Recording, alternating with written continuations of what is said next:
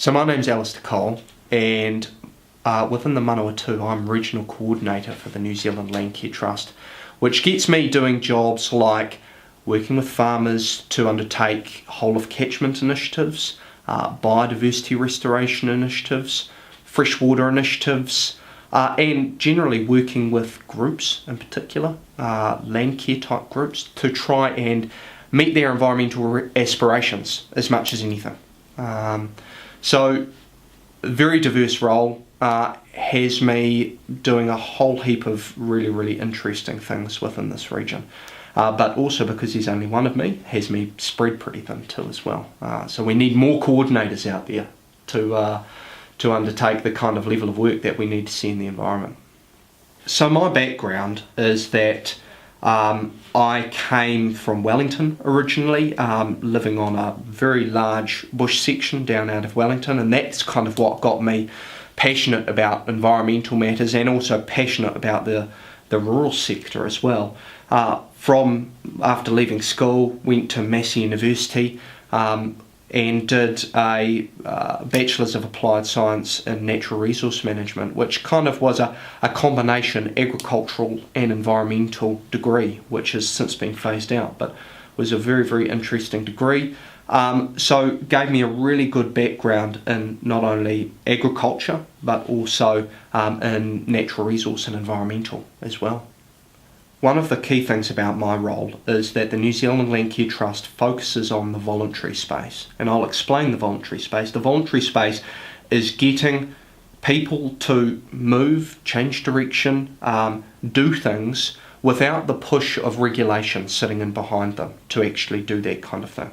So generally it's the forefront project, it's the early adoption type projects that I get involved in, things which are leading the way, things which are heading towards best practice.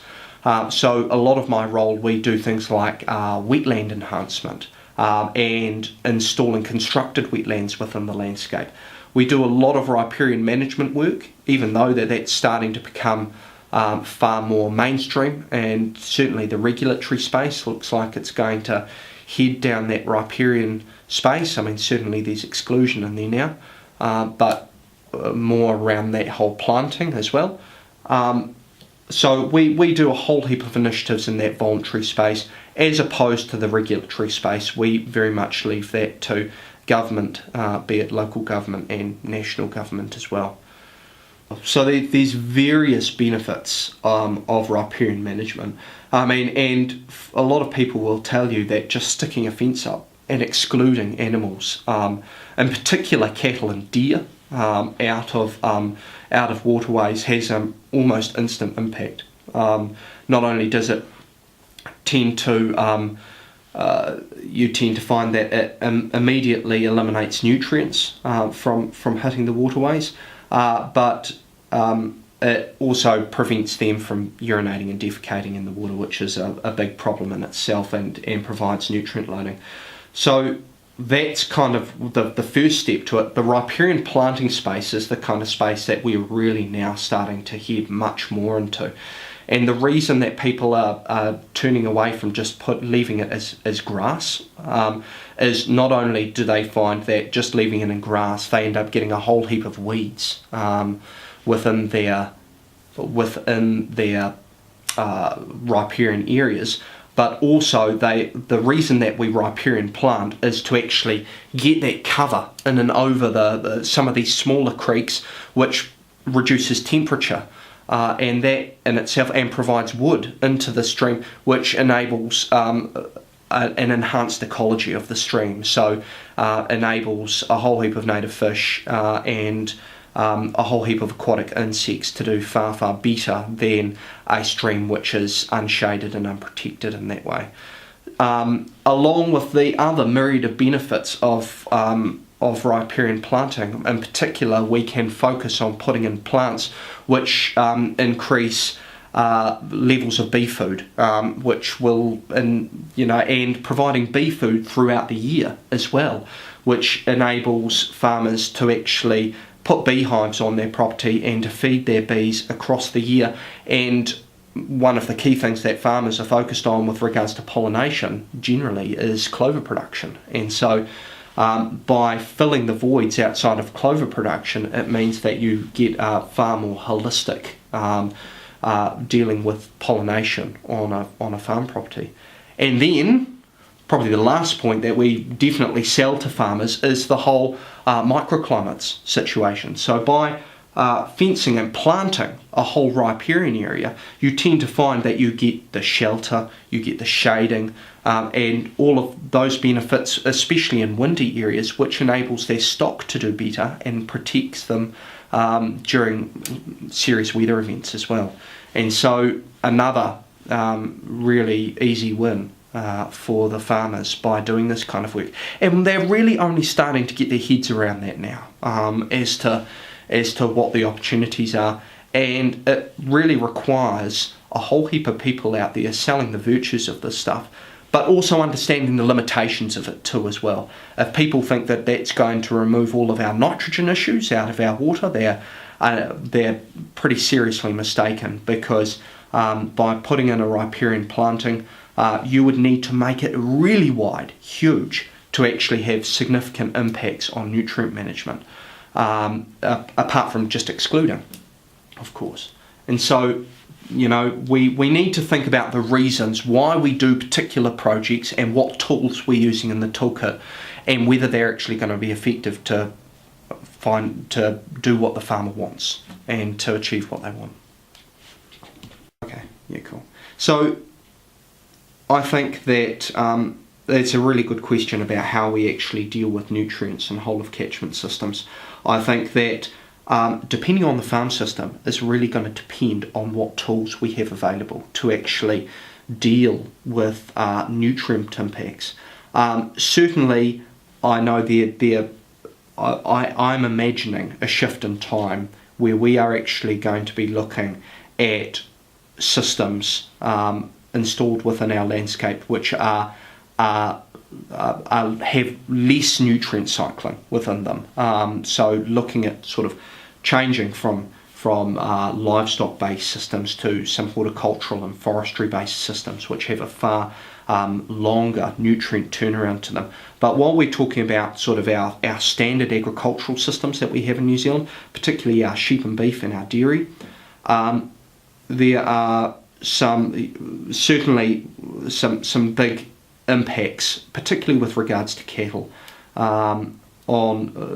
Certainly we know that urine spotting and the nutrients being applied onto land directly through fertilisers is having an impact on our waterways and our communities downstream as well from those. So the key thing then is, how do we, if we're going to keep those kind of systems in our landscape, which certainly the Landcare Trust is in no way, shape or form an organisation that discourages sheep and beef or dairy. We try and work with the systems that are within the landscape as well, and trying to work with the farmers to achieve their goals. And if their goal is still to provide the best dairy platform, which has the smallest environmental footprint possible, then we are going to work with them to try and achieve that. Particularly dairy is a big focus nationally with this kind of space. So what kind of thing can dairy do? Well, dairy, certainly effluent management is probably one of the first places which is an easy win and an easy start for these guys.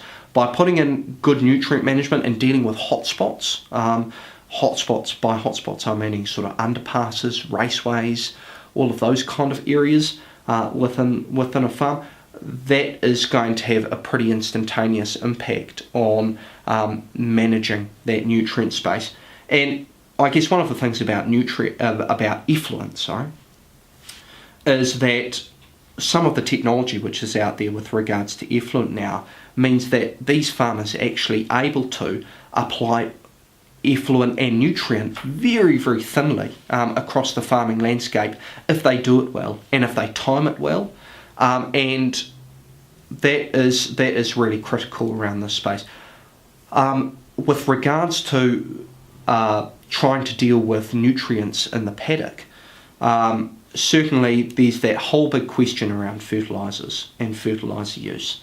And I think that that's a conversation that we're going to be having far more about, how we can mitigate the impacts on fertiliser applications, and also around dealing with urine spotting and bits and pieces. And that's going to probably depend also a little bit on soil type that you've got to deal with as well. One of the easy wins that we see, and one of the things that our trust is working far more toward now, is discounting the riparian space, because I've already said that, riparian has a limited impact potentially on our ability to deal with nutrients. One of the potential winners in this space could be constructed wetlands. So actually building wetlands into our landscape to grab and take up not only nutrient but also capture sediment, and to convert that into plant matter and to lock it away within those kind of systems, and potentially then to be able to mine some of those wetlands into the future. Yeah, no, it's fascinating actually, how complex environmental systems are, as you'll know, and biological systems. You do one thing, and you think that you're doing well, and you might end up finding out that you've actually done pretty wrong. And it's pretty challenging actually, that whole space of what are we doing and are we doing it right.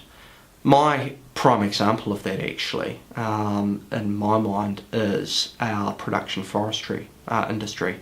And certainly you'll see the adverts on television around New Zealand wood and how sustainable it is and how great our New Zealand forestry systems are.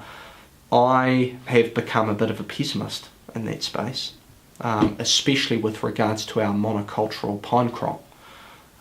Certainly the turnaround of those crops is quick in a biological time frame, and once you clear fell this kind of timber out of our landscape, especially if it's on marginal land, it can have some really serious impacts on our rivers and waterways and our water quality downstream. Certainly the amount of sediment that comes off after clear felling operations is quite significant. And so is there an opportunity then for us to think far wider about our forestry sector and start thinking about some alternate forestry species that have a longer production time frame and potentially have a higher value to actually make up for the fact that it's potentially more expensive to do a sort of more sustainable logging type operation, and to try and mitigate some of that environmental effect. So in this sort of regenerative agriculture and whole system design space, I think that there's huge potential, for us to do this, and it's a shame that we're not moving faster actually towards an adoption of that kind of philosophy and that kind of principle, because we're going to need to move faster, in my mind, for us to actually make sure that we keep, as much as anything, the image of our agricultural sector intact and flourishing. I think there's some fantastic early adopters and initiators out there, and some great examples out there of people who are undertaking this kind of work, and making sure and having that kind of system diversity on their properties. But it's certainly going to be a case-by-case basis that we are going to have to do this on within the New Zealand landscape. Not one model is going to fit all. It's going to take some real creativity, and it's going to take a multitude of different options for us to actually have in our sort of box of tools for farmers and for people to actually to look into and to have an economic value as well. So be that a production forestry model, a sustainable production forestry model, be that incorporating poultry into the landscape and chickens, be it a different form of livestock, looking at cover crops, or looking at more diverse pastoral sward to improve things, looking at alternate fertilisers, or whether fertilisers are needed at all to actually provide the nutrient that we need, and to keep our soils building to the way that they need to. Really interesting conversation that we're going to have over the next good wee while about how this is all going to connect together. And we really need more and more people to actually get out there to try things, to try new crops, to try new systems, to try and make things better, and to be able to use our land in the most effective way possible, and to also provide that whole sustainable model, be it economic, be it social, so making sure that we are providing our communities with what they need, and also making sure that we are looking after our environment and actually keeping it intact, and being able to swim in our rivers, and being able to see our birds in our forests, and not have any extinctions of our biodiversity, really, out of our landscape. A big challenge for New Zealand Inc., and I am really keen to see more and more people take up that challenge and to start dealing with this. So this is the challenge actually that we have, as much as anything, around resources, for farmers to find out exactly what they could do and what's available to them. Is there's so many resources, and some of them are actually contradictory around what kind of things you could do, and I think it's challenging. I mean, certainly the New Zealand Landcare Trust, we have a multitude of resources, particularly around that whole of catchment management space, and how to work with communities to actually to link everyone together and to start undertaking good environmental projects that are going to benefit catchments and have physical improvements on water quality. But there's various organisations out there who have information around this space and resources. So I think it's a challenge, actually, as to how we deliver the information to our communities, and certainly communicate with our communities. Because, I mean, do we do that in a booklet or a brochure or on a piece of paper? Are we communicating via the internet? Are we using social media to be able to communicate these messages? And how, and also then by using that kind of messaging system, how reliant are we, and how sure are we that information that we are being passed is quality, of good enough quality? And so, that possibly lends itself back to science and research. Certainly the way that we've worked in the past has been, look, is there research on this? Is it peer reviewed? Is it of high enough quality to be considered rigorous? I think that's